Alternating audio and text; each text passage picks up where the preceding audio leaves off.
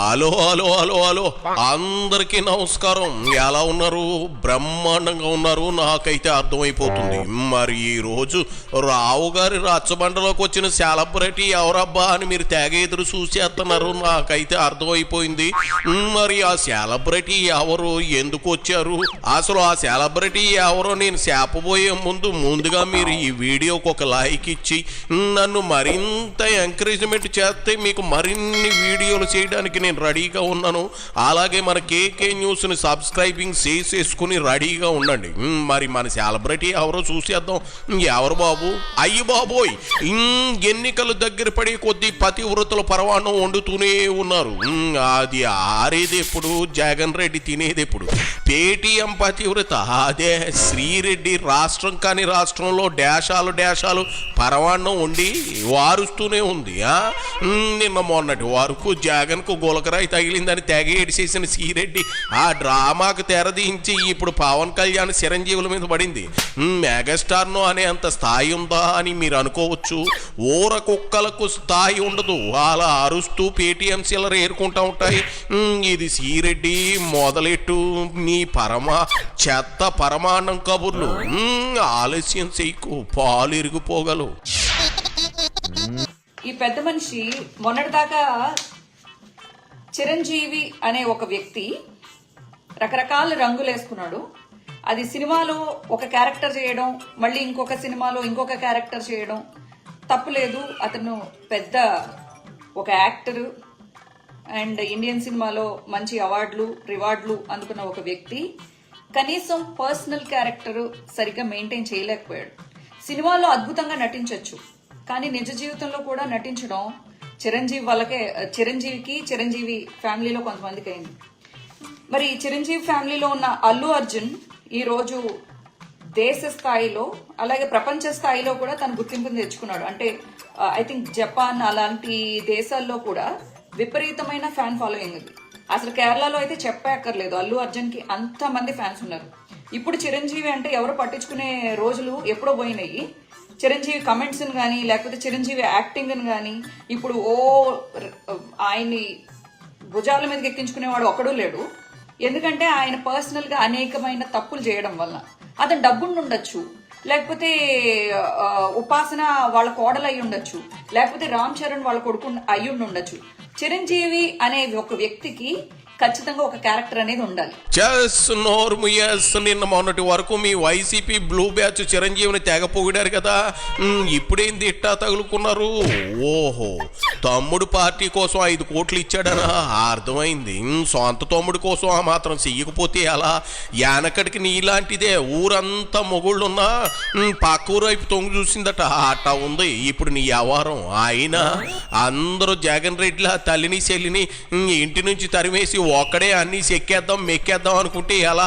అయినా మెగాస్టారు మేరు పర్వతం చిరంజీవికి ఖచ్చితంగా ఓ క్యారెక్టర్ ఉండాలి అని నువ్వు చెబుతున్నావు చూడు, అదే వింతగా ఉంది. క్యారెక్టర్ గురించి నీతో చెప్పించుకోవాల్సిన దుస్థితిలో మెగాస్టార్ లేడు. మీ బాసుకు చెప్పు సొంత రక్త సంబంధికులను గొడ్డలు వేటి వేయకూడదు అని. ముందు జగన్ రెడ్డి క్యారెక్టర్ ఏంటో నువ్వు తెలుసుకో, లేదంటే ఏదో రోజు మీ ఇంటికి కొరియర్లో గొడ్డలు రాగలదు, గుర్తెట్టుకో. ఒక బాధ్యత ఉందా? ఒక ఏజ్ వచ్చింది కదా, ఒక ఏజ్కి తగ్గట్టయినా బిహేవ్ చేయడం వస్తుందా? అంటే వైఎస్ఆర్సీపీకి సపోర్ట్ చేయకపోతే ఇన్ని మాటలు మాట్లాడాలి శ్రీరెడ్డి అంటే? కాదండి. నువ్వు ప్రజారాజ్యం పెట్టుకున్నావు, కాంగ్రెస్ లో కలిపేశావు, కాపుల తరపు నుంచి పోరాడతానన్నావు, నేను రాజకీయాలకి అసలు నాకు సంబంధం లేదు, నేను కమెంటే చేయనన్నావు. అలాంటప్పుడు ఎందుకు రాజకీయాల్లోకి వచ్చావు? ఎందుకు కాంగ్రెస్ లో కలిపేశావు?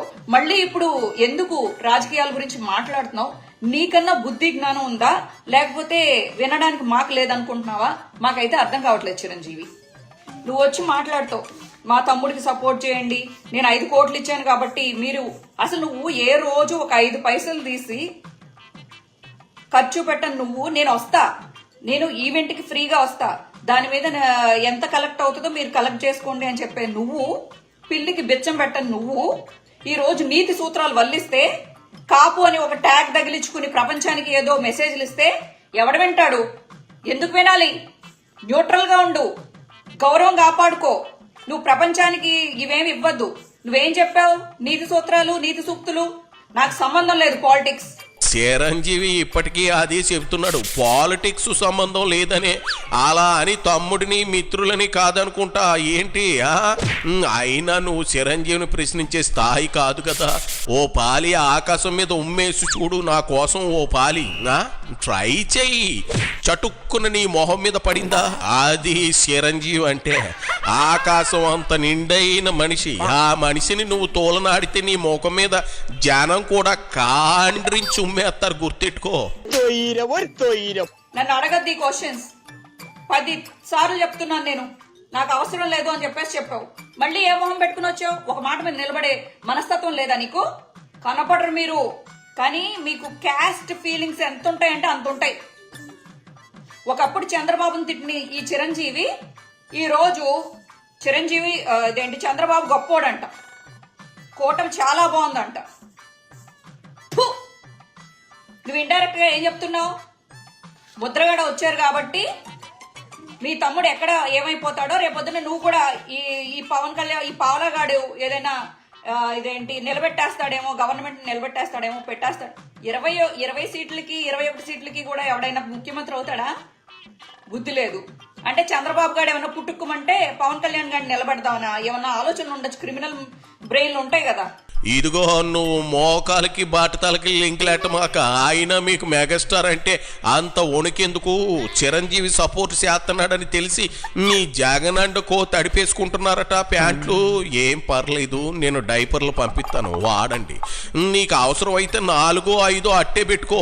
నా దగ్గర మొహమాటాలు ఎందుకు? ఇప్పుడు చిరంజీవి సపోర్ట్ వస్తే కాపులు ఓట్లు పోతాయని మీ భయమా?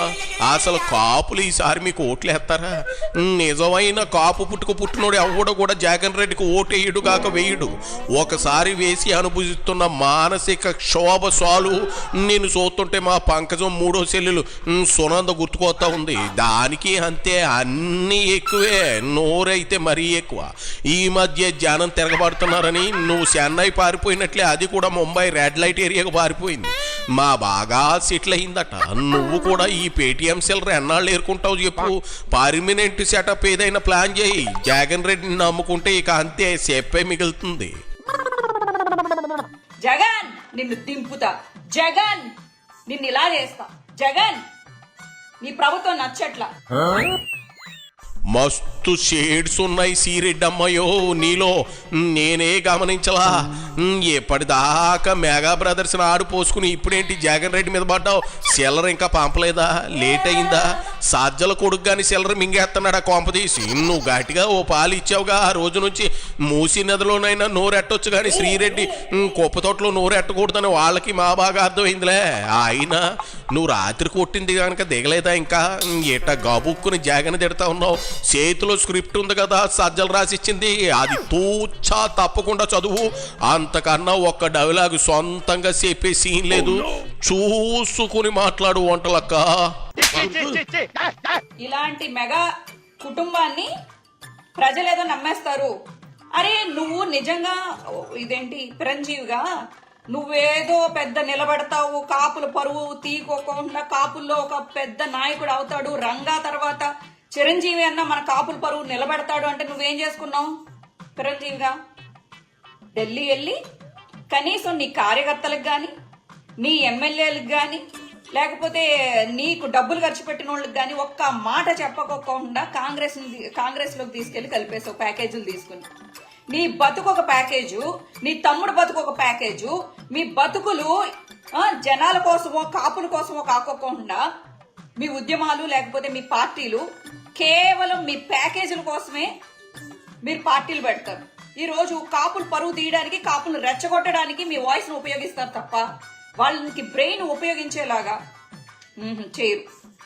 కాపు ఫీలింగ్ బ్లడ్ లో ఉంటది, కానీ కాపుల కోసం నిలబడదాం, కాపుల కోసం పోరాడదాం ఆ బుద్ధి మాత్రం ఉండదు. నువ్వు అర్జెంట్ గా నీ నోరు ఆ ఎక్స్పోజింగ్ ను రెండు ఒకేసారి మూసేయి చూడలేక సత్తనావు. ఆయన శుభ్రంగా పీతలు ఎగురు మెత్తల పులుసు వండుకోక ఎందుకు వచ్చిన రాజకీయాలు చెప్పు. అయినా పాలిటిక్స్ అంటే నువ్వు సగం బయట పక్కకు తప్పించి వండే పులసకూర కాదు. రాజకీయం అంటే అదో రణరంగం. నీలాంటి వాళ్ళు మాడి మసి అయిపోతారు. అంచేత నువ్వు చెన్నైలో నీకు నచ్చిన వంటలు చేసుకుని ఆ వీడియోలు పోస్ట్ చేసుకో. మహా అయితే ఇంకో ఏడాదో మరో కక్కుర్తిగాళ్ళు ఉంటే మరో ఏడాదో నేను చూస్తారు. తర్వాత వృద్ధనారివి అయిపోవడం ఖాయం. అప్పుడు వేద్దువు కానీ నీ పతివ్రత వేషాలు. వెళ్ళి ఇదిగో పరవాణం వండి జగన్ రెడ్డికి పార్సిల్ పంపు. చాలే ఇక అన్ని మూసుకుని పోవమ్మా చీరెడ్డా. పో చిచ్చి. అయిపోయి